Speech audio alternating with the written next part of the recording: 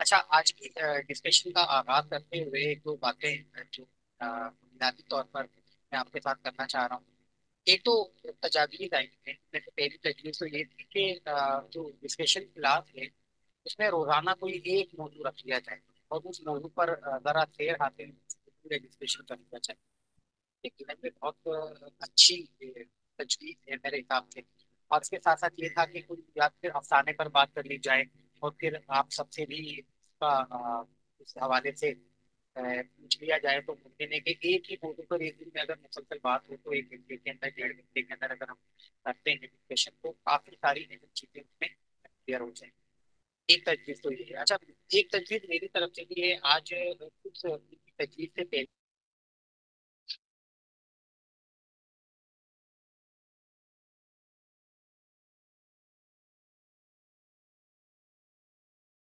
Hello. अभी call अचानक cut गई थी, शायद कोई कनेक्शन का प्रॉब्लम था। और अब दोबारा हम बहाल हो चुके हैं। मैं अर्ज कर रहा था कि हमारी ये एक तजवीज आई थी कि एक ही मौजू पर एक दिन में बात की जाए। मौजू ये तजवीज बहुत मुनासिब है।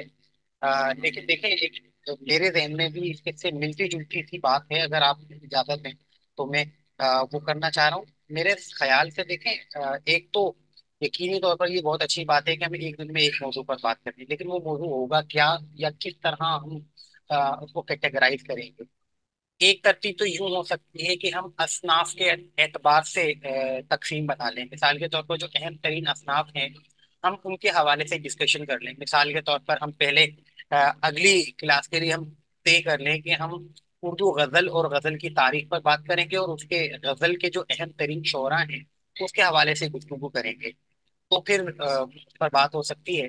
लेकिन इस सिलसिले में अगर इस तजवीज पर अमल किया जाता है तो आप सबको बहुत अच्छे तरीके से उर्दू गजल की तारीख और गजल की तारीख में जो अहम तरीन शोरा या शोरा हैं उनके हवाले से आपको भी तफसीली मुताला करना होगा।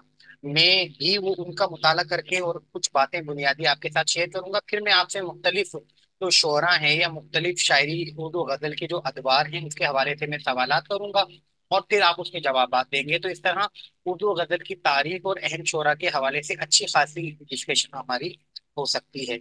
दूसरी जो सूरत है उसमें हम ये कर सकते हैं कि हम रोजाना कोई एक शायर या एक नस्र निगार मुंतखब कर लें। लेकिन इसमें कबाहत ये है कि हमारे पास इतना वक्त नहीं है कि हम एक दिन छोड़कर डिस्कशन करें और रोज एक एक शख्सियत को लें। तो बेहतर ये है कि किसी एक पूरी सिंध को लेकर उसकी पूरी सिंध की तारीख को हम पहले कवर करें। और इस सिलसिले में वैसे तो मैंने पहले भी आपसे अर्ज किया था कि इस सिलसिले में अगर आप उर्दू में जो उर्दू अदब के हवाले से मैंने तारीखों पर जो वीडियोस बनाई है अगर आप उसको भी देख लें तो हमारी जो डिस्कशन है वो वाले तमाम पॉइंट्स इसमें आपको क्लियर हो जाएंगे। मेरा ख्याल ये भी है कि आप एक साथ अगर पूरी तारीख की बात करते हैं तो आप पहले तो एक मिसाल के तौर पर गजल की तारीख की बात है तो बस आप सबसे पहले काम ये कर लें कि अगर उर्दू गजल की तारीख पर जो लेक्चर वीडियो है वो आप देख लें और उसके अलावा भी जो आपके पास मवाद है वो आप पढ़ लें। फिर जब हमारी डिस्कशन क्लास हो तो मैं कुछ और बुनियादी बातें आपसे बहुत मुख्तसरन शेयर कर लूँ। मिसाल के तौर पर कभी कभी ऐसा भी होता है कि वो आपको डेमो के लिए खड़ा करे और डेमो के लिए खड़ा करके आपसे ये कह दें कि भाई आप उर्दू गजल की तारीख पर डेमो दें। तो मुमकिन है कि इस तरह का अगर कोई मौजू दे दिया जाता है तो आप क्या करेंगे। तो आपके पास कुछ बुनियादी नुकात होने चाहिए कि जिसे आप उनके सामने पेश कर सकें कि उर्दू गजल की तारीख का आगाज कहाँ से हुआ था और किन किन अदवार से गुजरते हुए वो आज के दौर तक पहुंची है। और अगर वो कहें कि बस 5 मिनट है और 5 मिनट में उर्दू गजल की तारीख बताएं मुख्तलिफ अदवार बताएं तो आपके पास अ, जहन रहे कि हाँ आप इस तरह से बता सकते हैं, इस तरह से ये चीजों को आगे बढ़ा सकते हैं। ठीक है, तो ये चीज भी अगर आप कर लेते हैं तो मेरा ख्याल है ज्यादा बेहतर हो जाएगा। तो एक अभी समर का मैसेज आया कि पहली तजवीज बेहतर है, ज्यादा चीजें देखने का मौका मिलेगा, बिल्कुल ठीक है। चलें तय कर लेते हैं। कल की बजाय हमारी अब परसों इंशाल्लाह ताला क्लास होगी तो परसों क्लास के लिए उर्दू गजल की तारीख हम तय कर लेते हैं। लेकिन अब मेरे पास एक इसके साथ एक छोटी सी तजवीज है। उर्दू गजल की तारीख पर तो हम डिस्कशन करेंगे ही, लेकिन आप जितने भी पार्टिसिपेंट्स हैं, उम्मीदवार हैं जो हमारी डिस्कशन क्लास में मौजूद हैं या डिस्कशन क्लास में होते हैं या रहेंगे, तो वो तमाम के तमाम भी किसी एक एक शायर को मुंतखब कर लें और उस पर कम अज कम 4 से 5 मिनट डिस्कशन करें या बात करें। यानी अगर अताबाई हैं, अताबाई ने गालिब को मुंतखब कर लिया, समर ने मीर तकी मीर को मुंतखब कर लिया, नसीमा ने अ, सौदा को मुंतखब कर लिया, किसी ने अमीर मीनाई को किया, किसी ने दाग दहलवी को किया, किसी ने नासिर कादरी को, किसी ने फेज को। तो इस तरह मुख्तलिफ शोरा जो हैं वो लोग मुंतखब कर लें, और हम पहले गजल की तारीख के हवाले से डिस्कशन तो कर लेंगे, फिर हर शख्स किसी एक शायर को लेकर उस पर 2 से 4 मिनट का, कम से कम आप 5 मिनट का अपना जहन बना लें, 5 मिनट की वो कम से कम डिस्कशन करेगा। और अगर 5 मिनट वो डिस्कशन कर लेता है तो हम हमें, अगर 7 8 लोगों ने 5 5 मिनट के अंदर तकरीबन आधा घंटा इस चीज के लिए हम रख लेंगे। अगर आधे घंटे में अगर 5 6 लोग 2 2 मिनट या 3 3 मिनट पे किसी एक शायर पर गुफ्तगू करते हैं, तो उससे हम बाकी जितने भी लोग हैं उन शायरों की खुसूसियात से आगाह हो जाएंगे। मिसाल के तौर पर अभी मैसेज आया है नसीमा जफर का कि वो नासिर कादमी या अतिया का मैसेज आया कि वो अल्लामा इकबाल। अगर आप उनकी इन खुसूसियात पर अगर बात करते हैं 2 मिनट, तो मैं अल्लामा इकबाल की खुसूसियात से वाकिफ हो जाऊंगा। अच्छा देखें, अल्लामा इकबाल का एक आया है यहाँ, मैं एक बात की वजाहत कर दूं। अल्लामा इकबाल बुनियादी तौर पर नज्म के शायर हैं, लेकिन वो गजल के भी अहम शायरों में शुमार किए जा सकते हैं। मैंने जब उर्दू गजल की तारीख पर वीडियो बनाई थी, मैंने इकबाल का जिक्र ही नहीं किया था। उस पर किसी ने मुझसे सवाल पूछा था कि अल्लामा इकबाल को तो आपने शामिल ही नहीं किया। मैंने कहा अल्लामा इकबाल बुनियादी तौर पर क्योंकि नज्म के शायर हैं, इसलिए मैंने उन्हें नज्म की तारीख में बयान करना है, और इस यहाँ पर मैंने इसीलिए उन्हें शऊरी तौर पर इसे इन्हें छोड़ दिया है। तो ये चीज आपके जहन में होनी चाहिए। लेकिन इकबाल के गजल पर भी सवाल पूछा जा सकता है। अगर आप नोट्स पढ़ते हैं, जदीद तबसरे तबसरे या दीगर जो किताबें पढ़ते हैं या अल्लामा इकबाल पर बात करते हैं या पढ़ते हैं, तो अल्लामा इकबाल की गजल के बारे में भी आपको जरूर मवाद मिल जाएगा। और ये एक सवाल जरूर बनता है कि मुमकिन है कि हम सिर्फ इकबाल को नज्म के हवाले से ध्यान में रखें, लेकिन इकबाल की गजल पर भी सवाल पूछे जा सकते हैं। तो इस नुक्ते को भी आप अपने ध्यान में जरूर रखिएगा। एक और मैसेज भी आया है कि अल्लामा इकबाल ने तो इब्तिदाई गजल से की थी। बिल्कुल उन्होंने इब्तिदा गजल से की थी, लेकिन जब हम किसी भी शायर या नजर निगार की मकबूलियत का पैमाना बनाते हैं तो फिर हमें उस चीज को बुनियाद बनाना पड़ता है। एक चीज का देखिए जहन में रहे, आ, आ, पिछले कम से कम ये भी 2 3 मरतबा जो इंटरव्यूज हुए हैं, तो मेरी नजर से तकरीबन 100 से ज्यादा इंटरव्यूज गुजरे हैं। उसमें से अ, लगभग 50% इंटरव्यूज में इकबाल को कहीं ना कहीं किसी ना किसी हवाले से पूछा गया है, लेकिन इकबाल की शायरी में गजल को नहीं पूछा गया। लेकिन ये सवाल जरूर बनता है, इसको भी मद्देनजर रखकर कम से कम 2 मिनट उन पर आप गुफ्तगू कर सके कि उनकी गजल की क्या इनफरादियत है। तो ये बात भी आप अपने जहन में जरूर रखिएगा। अच्छा देखें, मेरे जहन में एक दो बातें हैं कि इकबाल की गजल की इनफरादियत क्या है। इकबाल की गजल की जो इनफरादियत है वो ये है कि उनकी गजल रिवायती जो गजल है उससे थोड़ा सा हटकर है, लेकिन कहीं कहीं उन्होंने रिवायती गजल का अंदाज भी अख्तियार किया है। जैसे कि तेरे इश्क की इंतहा चाहता हूँ, मेरी साथी देख क्या चाहता हूँ, ये वो गजल है जो रिवायती गजल का जिसमें मौजू नजर आता है। इसके अलावा तो अभी गुज़िश्ता साल तक सेकेंड ईयर के फर्स्ट ईयर के निसाब में 2 साल पहले तक निसाब में गजल शामिल थी। सिला शहीद क्या है, तब वो ताबे जावेदाना, ये पूरी गजल जो है वो जदीद गजल या मौजुआती गजल को के हवाले से याद रखी जा सकती है। या इस्लाही जो गजल है, या जो अल्लामा इकबाल ने नज्म को कौमी शायरी का जो कॉन्सेप्ट है कौमी शायरी के जिम्मे में रखी जा सकती है। तो इकबाल की शायरी में वो दोनों पहलू हैं, और कहीं वो पहलू हमें नजर आता है, कहीं हमें जो जदीद गजल के मौजुआत हैं जो हमें हाल ही के यहाँ खास तौर पर नजर आते हैं, वही मौजुआत अल्लामा इकबाल ने भी अपनी गजल में करते हैं। और कहीं कहीं तो वो रोमानियत के एतबार से ऐसे आगे बढ़ जाते हैं कि वो मालूम होता है कि वो बड़े जबरदस्त रोमानी शायर हैं। जैसे एक उनका शेर इस तरह का भी है ना कि अनोखी वजह है सारे जमाने से निराले हैं, ये आशिक कौन सी बस्ती के यारब रहने वाले हैं। तो वो रोमानियत का या इश्क और मोहब्बत या जो गजल का बुनियादी मौजू है वो भी उन्होंने बयान किया है। तो ये भी इकबाल की एक इंफरादियत है। अल्लामा इकबाल के फलसफा खुदी के हवाले से एक सवाल आया है, और एक अताबाई का मैसेज है, गजल जदीद गजल के मौजुआ से क्या मुराद है। मैं दोनों बातें कर लेता हूँ। पहले इकबाल का फलसफा खुदी। देखें, इकबाल का फलसफा खुदी जो है ना, वो अल्लामा इकबाल ने बुनियादी तौर पर ये मौलाना रूम से मुस्तार लिया है। अल्लामा इकबाल ने खुद ने अपनी फारसी तसनीफ जावेदनामा जो एक मसनवी है, उसमें उन्होंने मौलाना रूम के साथ एक रूहानी सफर किया है, और उसी में मौलाना रूम के जरिए खुदी की वजाहत की है। और उसकी वजाहत करते हुए उन्होंने जो खुदी है उसके तीन मराहिल बयान किए हैं, तीन दर्जे बयान किए हैं। वो कहते हैं कि खुदी के तीन मदारिज हैं। पहला दर्जा है अताअत इलाही।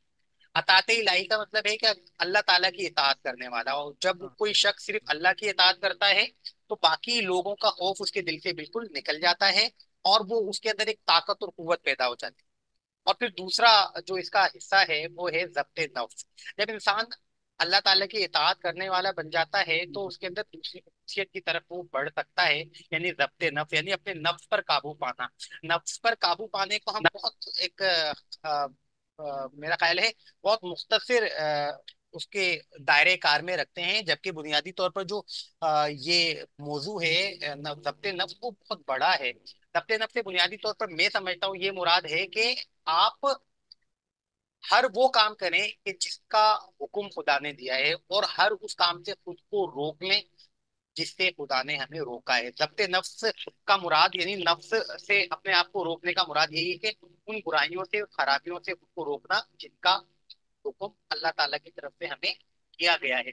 जब्ते नफ्स बहुत महदूद नहीं है, बल्कि वो तमाम चीजें इसमें शामिल हो जाती है जिसके हवाले से अल्लाह ताला ने हमें हुक्म फरमाया है। अच्छा, अल्लाह ताला की इताअत करने से ताकत और कुव्वत पैदा हो जाती है। जब इंसान ज़ब्ते नफ्स करता है, यानी अल्लाह ताला के अहकामात की पाबंदी इस हद तक करता है कि अल्लाह ताला के ने जिस चीज से हमें रोका, हर उस चीज से रुक जाता है, तो इंसान के अंदर वो खूबी पैदा हो जाती है कि अल्लाह ताला के करीबी पहुंच जाता है, और अच्छे कामों की तरफ भी मुतवज्जे हो जाता है। और फिर उसके बाद इंसान खुद ब खुद तीसरे दर्जे को हासिल कर लेता है, और वो है न्याबत इलाही। न्याबत इलाही को कुर्बत इलाही भी कह सकते हैं। यानी जब इंसान अताअत इलाही करता है और ज़ब्ते नफ्स के मदारिज तय कर लेता है, तो अल्लाह ताला की कुर्बत और मोहब्बत या नियाबत उसे हासिल हो जाती है। और अल्लाह ताला की कुर्बत और मोहब्बत जिसे हासिल हो जाए, उसे किस चीज की कमी रह जाती है। और यही वजह है कि अल्लामा इकबाल ने इन तीनों मदारिज को तय करने वाले ही जो शख्सियत है, उसे एक आला इंसान करार दिया है। और जो मर्द मोमिन का जो तस्वुर है वो भी यही है कि वो शख्सियात जो खुदी के तमाम मराहिल पूरे कर लेती हैं, तय कर लेती हैं, वही मर्द मोमिन के दर्जे पर फाइज करती हैं, रहती हैं। और खुदी के तमाम दर्जे मुकम्मल करने के बाद इंसान के अंदर वो ताकत, वो कुव्वत और वो अहलियत पैदा हो जाती है कि अल्लाह ताला खुद उनकी तमाम दिल की ख्वाहिशात को पूरा करने में शामिल हो जाता है। और इसीलिए अल्लामा इकबाल ने कहा था कि खुदी को करबला दिखा के हर तकदीर से पहले खुदा बंदे से कुछ पूछे बता तेरी रजा क्या है। तो यहाँ वो खुदी को इतना बुलंद करने की बात कर रहे हैं कि अल्लाह ताला की इतनी ऐसी कुर्बत और मोहब्बत हासिल हो जाए कि अल्लाह ताला आपकी तकदीर लिखने से पहले आपसे खुद पूछे कि आप बताएं कि आप क्या चाहते हो, आपकी चाहत के मुताबिक ही फैसले हो, आपकी तकदीर लिखी जाए। लेकिन ये तभी हो सकता है कि जब हम खुदी के तीनों मदारिज तय कर लें। अच्छा, यहाँ एक और मैं 11वीं 12वीं के स्टूडेंट्स को जब खुदी के हवाले से बुनियादी बातें बताता हूँ, तो यहाँ पर मैं एक दो बातें और बताता हूँ, वो मैं आपके साथ शेयर कर लेता हूँ। मुमकिन है कि इससे आपके जहन में एक नया जो पहलू है वो भी आपके सामने आ जाए। मैं उन्हें बच्चों को समझाते हुए ये कहता हूँ कि देखिए, खुदी के मदारिज में यहाँ पर अल्लामा इकबाल ने कहा कि खुदी को करबला लिखना के हर तकदीर से पहले खुदा बंदे से खुद पूछे बता तेरी रजा क्या है, इससे मुराद क्या है। तो मैं जाती तौर पर इस बात को इस तरह समझता हूँ कि हम बहुत सारी शख्सियात या बहुत सारे अम्बिया कराम या औलिया कराम या बुजुर्गान दीन के हवाले से सुनते हैं वाकयात, उनकी मौजिदात करामात या वाकयात सुनते हैं कि भाई फला शख्स ने अल्लाह से दुआ की और बरसात हो गई, फला शख्स ने दुआ की बंदा ठीक हो गया, फला शख्स ने, फला नबी ने, पैगंबर ने दुआ की और मुर्दे जिंदे हो गए, जिंदा हो गए, फला नबी ने दुआ की और तूफान आ गया। ऐसा कैसे होता है? ऐसी कौन सी उन शख्सियात में खुसूसियात है कि अल्लाह ताला उनकी दुआओं को फौरन कबूल कर लेता है? इसके बरक्स हम तो सुबह शाम दुआएं करते रहते हैं, लेकिन हमारी दुआएं तमाम की तमाम कबूल नहीं हो पाती। तो यहाँ मैं उन्हें ये समझाने की कोशिश करता हूँ कि जो अल्लाह ताला है, वो जो शख्सियात हैं, वो बुजुर्गान दीन, वो औलिया कराम, वो पैगंबर, पैगंबरान या रसूल, रसूल रसूल तमाम के तमाम, वो खुदी के तमाम मदारिज तय कर चुके होते हैं। वो उन्हें अल्लाह ताला की कुर्बत और मोहब्बत इस हद तक हासिल होती है कि अल्लाह ताला के करीब होते हैं, और वो जो दुआ करते हैं अल्लाह ताला आसानी से उनकी दुआएं कबूल कर लेता है। तो ये खुदी का, अगर आप इस नुक्ता नजर से भी इसको समझने की या देखने की कोशिश करेंगे, तो मुमकिन है कि आप इस तरह से भी इस चीज को देख सकें। तो ये आप खुदी के मराहिल के हवाले से इस चीज को भी देख सकते हैं। मुझे तो इस तरह से समझ में आता है, बच्चों को समझाने के लिए ये बात आसान रहती है कि बच्चे से ये समझ जाते हैं कि हाँ, वो बुजुर्गान दीन या औलिया कराम में और हम में क्या फर्क है, क्योंकि हम ना तो अताअत इलाही करते हैं पूरी तरह, ना सबसे नफ्स करते हैं। तो हम नियामत इलाही किस तरह हासिल कर सकते हैं, अल्लाह ताला की कुर्बत और मोहब्बत किस तरह हासिल कर सकते हैं? जब तक हम अल्लाह की कुर्बत हासिल नहीं करेंगे, हमारी दुआएं फौरन से कबूल नहीं। अच्छा, यहाँ तो मैं खुदी के की जो बात थी मैं उसको खत्म करता हूँ। अगला जो सवाल आया था, जदीद गजल के मौजूआत। देखें, हाँ, बुनियादी तौर पर जो जदीद गजल है, उसका आगाज होता है मौलाना हाली से। अच्छा, मौलाना हाली के बाद जितने भी शायर हैं, उनसे जिनका ताल्लुक नज़ीर से था, उन्होंने कहीं ना कहीं जदीद गजल के मौजूआत को अपनी शायरी में शामिल किया है। अब जदीद गजल है क्या, और जदीद गजल से मुराद क्या है, उसको समझने के लिए हमें जदीद नज्म को याद बनाना पड़ेगा। जदीद नज्म की जब बात हो रही थी, तो हेलो, आवाज आ रही है मेरी? अता भाई का मैसेज आया है कि आवाज कम है शायद। जी सर, आ रही है आवाज। ठीक है। अच्छा, मैं ये माइक से कोशिश कर रहा हूँ, वैसे अगर वैसे कहता हूँ तो मेरी आवाज शायद बेहतर नहीं आती। मैं माइक भी लगाया हुआ है, तो कोशिश करता हूँ कि मैं से और करीब करके बात कर लूँ। अच्छा, जदीद जो नज्म है, उसका आगाज मौलाना हाली और मोहम्मद हुसैन आजाद ने किया था। बल्कि मोहम्मद हुसैन आजाद ने बुनियादी तौर पर इसका आगाज किया था जब जो नज्म के मुशायरों का आगाज किया था, मौजुआती नज्म के मुशायरे। मौजुआती नज्म के अंदर, मौजुआती नज्म बुनियादी तौर पर अंग्रेजों से मुस्तार है। अंग्रेजी जो शायरी है वो मौजुआती होती है। तो उन्होंने मौजुआती नज्म की बुनियाद रखी, और 1974 में अंजुमन पंजाब के तहत मौजुआती मुशायरों का आगाज किया। मौजुआती मुशायरों में नज्म के मौजू दे दिए जाते थे, और मौजू पर नज्म लिखी जाती थी, और यहीं से जदीद नज्म का आगाज होता है। और जदीद नज्म से मुराद यही है कि जो किसी खास या अवामी या आम मौजू पर लिखी जाए, जिसका जिसका जिसकी बुनियाद अवामी मौजूआत हों, या हमारे समाज या हमारे माशरे या जिंदगी के मौजूआत हों।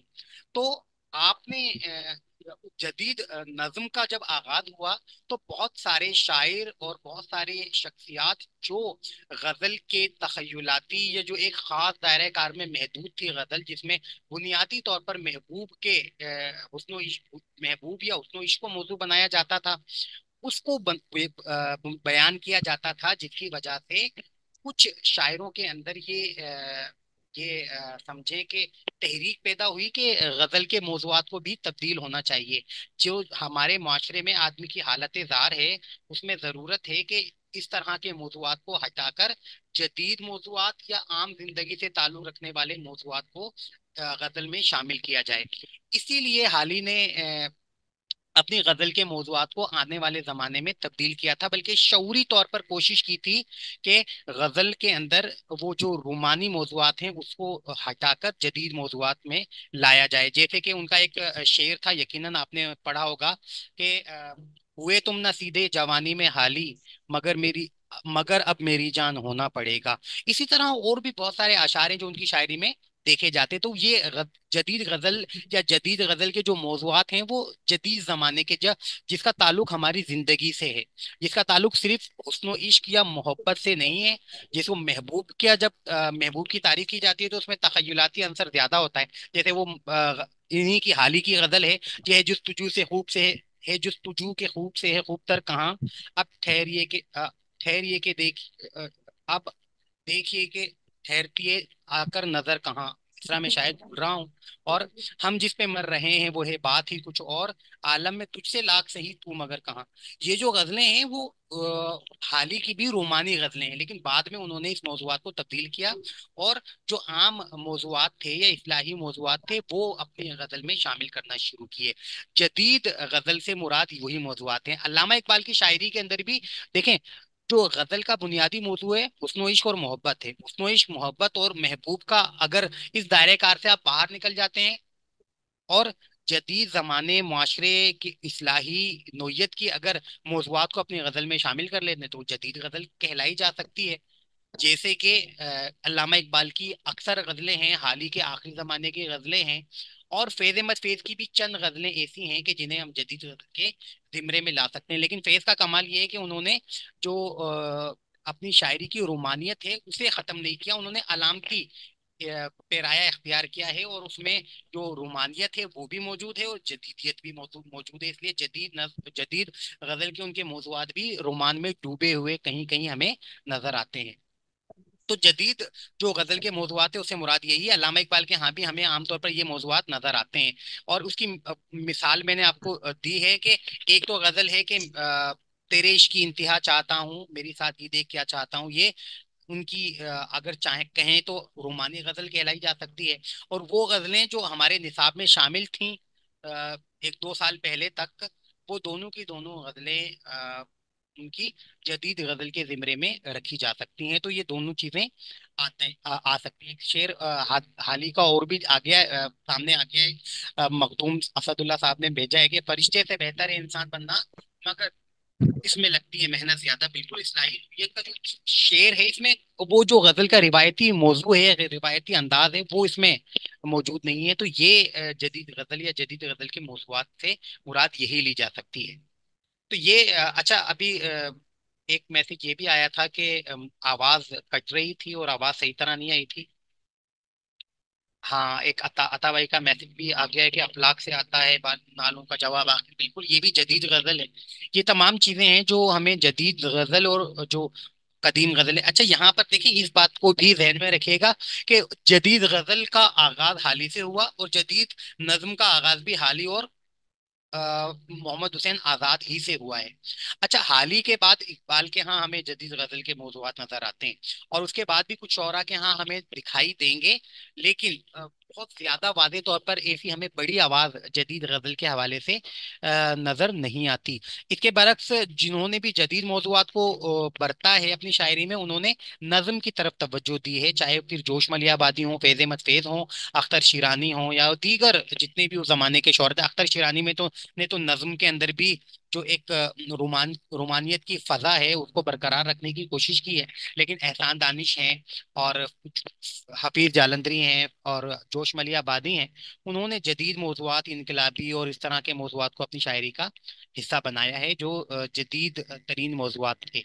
तो इस एतबार से ये तमाम चीजें इसमें सामने लाई जा सकती हैं, इसके हवाले से डिस्कस किया जा सकता है। अच्छा, हमने डिस्कशन का जो जर्नली आगाज किया था, वो आगाज हुआ था हमारा बुनियादी तौर पर हम अगर गजल अल्लामा इकबाल की शायरी में मौजुआत की बात करेंगे तो किस तरह, तो अल्लामा इकबाल की शायरी से हम एक तो मजीद सवाल सामने और उस पर हमने डिस्कशन शुरू कर दी। एक अभी और मैसेज आया है, पहले वो पढ़कर फिर मजीद बात करते हैं। पिछली क्लास में सवाल आया कि पिछली क्लास में आप मीर और नासिर काज़मी की मुमासलत पर बात कर रहे थे। अच्छा, नासिर काज़मी और मीर की जो मुमासलत है उस पर बात मुकम्मल नहीं होती। अच्छा देखिए, मीर और नासिर काज़मी की जो मुमासलत है वो मिजाज की मुमासलत है। हर शख्स का अपना एक खास मिजाज होता है, वो उसी मिजाज के मुताबिक किसी शायर को या किसी नसर निगार को पसंद करता है। नासिर काज़मी के मिजाज में एक रंजो अलम और दुख की कैफियत थी, और वो कैफियत आज़ादी और आज़ादी के बाद हिजरत और हिजरत के जो मसाइब और हिजरत के बाद होने वाले जो खून खराबे और हिजरत में जो लोगों के साथ सलूक हुआ, उसने नासिर काज़मी को बहुत ज्यादा शायद अपसेट कर दिया था, तो जिसकी वजह से वो फितरी तौर पर दुख और रंजो अलम में डूब गए थे। जिसकी वजह से नासिर काजमी मीर तकी मीर के ज्यादा करीब हो गए। अच्छा, नासिर काजमी के बारे में ये भी कहा जाता है कि वो मीर तकी मीर का दीवान अपने सरहाने रखकर सोते थे हमेशा। इसके अलावा नासिर काजमी ने मीर तकी मीर का एक कुलियात भी मुंतखब कलाम भी शाया करवाया था, किया था। तो नासिर काजमी यकीनन किसी उस शायर को इस हद तक पसंद करते थे कि उनका मुंतखब कलाम उन्होंने अपने तौर पर शाया भी करवाया, मुंतखब करके। तो नासिर काजमी की शायरी के अंदर भी वही रंजो अलम, वही जो माशरती और समाजी जो दुख है, वो हमें नजर आता है, जो मीर तकी मीर के यहाँ नजर आता है। मीर तकी मीर भी कभी कभी अभी अपने माशरती और समाजी दुख का इजहार अपनी शायरी में करते हैं। नासिर काजमी भी ऐसा ही करते हैं। तो नासिर काजमी की शायरी के अंदर मिजाज और अंदाज अंदाज में जो मुमासलत है, वो मीर तकी मीर के यहाँ हमें नजर आती है। जैसे नासिर काजमी ने की शायरी के अंदर हिजरत के जो दुख हैं हमें वो नजर आते हैं कि इस वक्त अगर मुझे कोई शेर याद आ जाए, तो एक शेर उनका पिछली दफा भी शायद वही सुनाया था मैंने, कि हमारे घर की दीवारों पे नासिर उदासी बाल खोले सो रही है, या फिर दिल तो मेरा उदास है नासिर, शहर क्यों साए साए करता है। तो ये वो इस तरह के अशार हैं कि जो उन्हें मीर तकी मीर के करीब कर देते हैं। यानी उनकी शायरी के अंदर जो मौजुआती जो उपज है वो बिल्कुल मीर तकी मीर से हमें करीब करती है। इसीलिए कहा जाता है कि मीर तकी मीर और नासिर काज़मी में मुमासलत है। और यही मुमासलत हमें इब्ने इंशा के यहाँ भी नजर आती है। ये भी कभी कभी सवाल किया जाता है कौन कौन से शोरा ऐसे हैं कि जिनकी शायरी में हमें मीर का रंग नजर आता है। तो आप बेफिक्र होकर नासिर काजमी नासिर काजमी और उसके बाद आप इब्ने इंशा का नाम ले सकते हैं। अब मैंने अभी नासिर काजमी का जो कलाम है वो भी मैंने अपने सामने निकाला है, उस पर भी तो भी देख लेते हैं। एक एक दो शेर। अच्छा, उनकी शायरी के अंदर वो दोनों कैफियत हैं, उसके अंदर रंजो अलम की कैफियत भी है, और रंजो अलम के अंदर मोहब्बत में नाकामी का दुख भी हमें नजर आता है। जैसे अभी एक तो नासिर आजमी काका भाई ने भी शेर लिखा है, शाम से सोच रहा हूँ नासिर चांद किस शहर में उतरा होगा। देखें, इसमें रोमानियत भी है, और रोमानियत के साथ साथ वो दुख भी है कि जो उनके चांद के किसी दूसरे शहर में उतरने पर उन्हें महसूस हो रहा है। तो ये भी इसमें हमें नजर आता है। अच्छा, एक सवाल भी आया है साथ साथ, देखें वक्त भी हमारे पास महदूद होता है अभी। साथ साथ कोशिश कर रहा हूँ कि मैं गैर जरूरी तफसीलात की बजाय मुख्तसरन इजहार ख्याल कर लूँ, और आइंदा जो हमने तय किया है उस पर हम देख लेंगे। सारा नया निसाब पढ़ रहे हैं, तैयारी करें पिछला निसाब। अच्छा देखें, तैयारी अगर आप फर्स्ट ईयर इंटर के हवाले से करते हैं तो नए निसाब के मुताबिक करें, पुराने निसाब के मुताबिक ना करें। लेकिन पुराने निसाब की जो चीजें हैं वो कम से कम एक मर्तबा आपकी नजरों से जरूर गुजरनी चाहिए, ताकि कभी कभी ऐसा भी होता है कि कोई ऐसे असाजा इंटरव्यू ले रहे होते हैं कि जिन्होंने सारी जिंदगी फर्स्ट ईयर इंटर पढ़ाया है, और जो पुराना सिलेबस था वो क्योंकि 25-30 साल मुसलसल राइज रहा है, तो इससे कभी कभी ये मामला भी हो जाता है कि वो उनमें से कोई सवाल कर लेते हैं। मिसाल के तौर पर उसमें से कोई मजमून के हवाले से पूछ लिया कि फला मजमून किसका है, या फला अफसाना किसका है, या फला ड्रामा किसका है। मिसाल के तौर पर आराम सुकून पुराने निसाब में था, सवाल पूछा जा सकता है आराम सुकून किसका ड्रामा है। सवाल पूछा जा सकता है समंदर का दिल किसका ड्रामा है। तो ये नसर के हवाले की तरह नज्म के हवाले से किसी नज्म का उन्वान लेकर आपसे शायर का नाम पूछ लिया जाए, या उस नज्म के हवाले से पूछा जाए कि अल्लामा इकबाल की नज्म सुल्तान टीपू की वसीयत या और जो नज़में हैं उसमें कौन कौन से किस तरह के मौजुआत को बयान किया गया है, पेश किया गया है। तो इस तरह की बातें भी हमें हमसे पूछी जा सकती है, तो इसको भी मद्देनजर रखना है। अच्छा, एक चंद अशार तो और भी आ गए हैं, अता भाई की तरफ से दुआएं भी हैं, बहुत शुक्रिया, जजाकल्ला आमीन। और उसको कैसे छोड़ दूं नासिर, कैसी बातें करते हो, सूरत तो फिर सूरत है, वो नाम भी अच्छा लगता है, वाह वाह वाह वाह, बहुत उम्दा है। सवाल आया है कि मोमिन और दाग दहलवी को चंद जुमले में बताएं। देखें, मोमिन की जो शायरी है वो तगज़ुल की शायरी है। मोमिन के बारे में कहा जाता है, मेरी जाती राय तो नहीं है, वही मुताले वाली बात मैं आपके सामने रखूंगा। मोमिन जो हैं वो बुनियादी तौर पर तगज़ुल के शायर हैं। उनकी शायरी में एक ऐसा वो तगज़ुल है जो गज़ल का बुनियादी मिजाज जो हमें नजर आता है, वो वाला तगज़ुल है। वो जो हमने उनकी जो मशहूर गजल है और जो अब इस साल निसाब में भी शामिल है, आ, कि तुम मेरे पास होते हो गोया जब कोई दूसरा नहीं होता। और इसके अलावा भी जो उनकी शायरी के अंदर है, उस गैरत नाही हर तान है दीपक, शोला सा लपक जाए है आवाज तो देखो।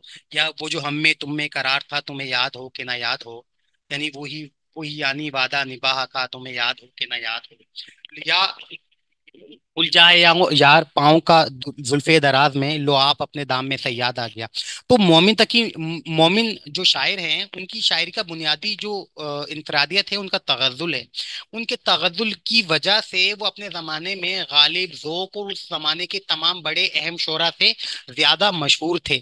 और वो बुनियादी तौर पर मुशायरे के शायर माने जाते थे, यानी मुशायरे में सिर्फ शायर नहीं होते बल्कि हाजरीन भी होते हैं। और जब वो ऐसा तगज़ुल और शायरी के ऐसे मौज़ूआत को बड़े कमाल महारत से देखते हैं, तो वो यही चीज उन्हें उस जमाने में बहुत ज्यादा मकबूल और मशहूर बना देती है। तो मोमिन इस लिहाज से अहमियत के हामिल हैं। बाकी जो दाग दहलवी हैं, दाग दहलवी भी हम ये से कह सकते हैं कि मोमिन के मिजाज से करीब, बहुत ज्यादा करीब हैं। और वो उनके बारे में, उनकी शायरी के बारे में ये कहा जाता है कि दाग दहलवी जो हैं वो ऐसे शायर हैं कि जिन जो हमें बिगड़े हुए रईसजादों की शायरी उन्होंने की है। यानी उस जमाने में जो लखनवी मिजाज के जो अमीर जादे थे, उनका जो मिजाज था वो उन्होंने उस मिजाज को अपनी शायरी में भरता है। यानी उन्होंने अपनी मोहब्बत का इजहार भी खुलकर किया। उनकी एक मसनवी थी शायद फरियाद दाग के नाम से। और उस मसनवी में उन्होंने अपनी मोहब्बत का तफसीली जिक्र भी किया है। मुन्नी बाई हिजाब से उनका जो, सॉरी, नाम इस वक्त मेरे जहन से निकल गया है। अगर वो मैं देखता हूँ, अगर वो नाम मुझे अभी मिल जाता है, तो वो उन्होंने अपनी शायरी के अंदर इस चीज को बुनियाद बनाया है। चंद मैं अशार आपको उनके सुना देता हूँ, जिससे आपको अंदाजा होगा कि उनका मिजाज भी इससे मिलता जुलता तो था, लेकिन वो एक जो उनके यहाँ इश्क और मोहब्बत की कैफियत है, जरा खुली हुई है। वो कहते हैं कि खूब पर्दा है कि चिलमन से लगे बैठे हैं, साफ छुपते भी नहीं, सामने आते भी नहीं। या बहुत जलाएगा हूरों को दाग जन्नत में, के वहां भी बगल में उसके वहां हिंद की परी होगी। या इसमें एक शायर शेर उनका ये भी मैंने जमील जालबी की जेल में पढ़ा था, कि जिसमें लाखों बरस की हूरें हों, ऐसी जन्नत का क्या करे कोई। यही शेर गालिब के हवाले से भी मारूफ है। कुछ लोगों ने गालिब के कलाम के साथ भी इस शेर को लिखा है, सुना है। मैंने जाती तौर पर उनके कलाम में ये शेर देखा नहीं है, लेकिन ये शेर उनके कलाम में भी उल्टे मिसरे के साथ लिखा है कि जिसमें लाखों बरस की हूरें हों, ऐसी जन्नत का क्या करे कोई। तो ये उनकी, या फिर उनकी शायरी जो है दाग दहलवी की शायरी के अंदर एक इंफिरादियत जो हमारे पास नोट्स के अंदर आमतौर पर लिखी होती है, उन्होंने वो यही है कि उन्होंने एक ऐश परस्त जो रईसजादे हैं उनकी जज्बात की नुमाइंदगी की है। सारी जिंदगी उनकी इसी तरह से गुजरी। अच्छा, जो दाग दहलवी हैं वो खानदानी तौर पर भी उनका ताल्लुक, उनकी जो वालदा थी वजीर बेगम, उनके हवाले से भी मारूफ है उनका नाम। और वजीर बेगम जो थी, वो उनका जो किरदार था बहुत ही अजीब व गरीब किरदार था। वो बहुत सारे शख्सियात से वाबस्ता रही, नवाबों से भी उन वाबस्ता रही, अंग्रेजों के साथ उनका बाद में ताल्लुक रहा। फिर जो बहादुर शाह जफर के बेटे मिर्जा फखरू से भी उनकी शादी हुई। और जब उनकी वफात हो गई 1856 के लगभग, तो उन्हें फिर लाल किला छोड़ना पड़ा। और उससे पहले ही दाग देलवी की पैदाइश हो चुकी थी, और वो लाल किला में ही रहते थे। और वो वहीं पर जोक के शागिर्द भी हुए, तो जोक ने ही उन्हें दाग जो तखल्लुस है वो दिया था। अच्छा।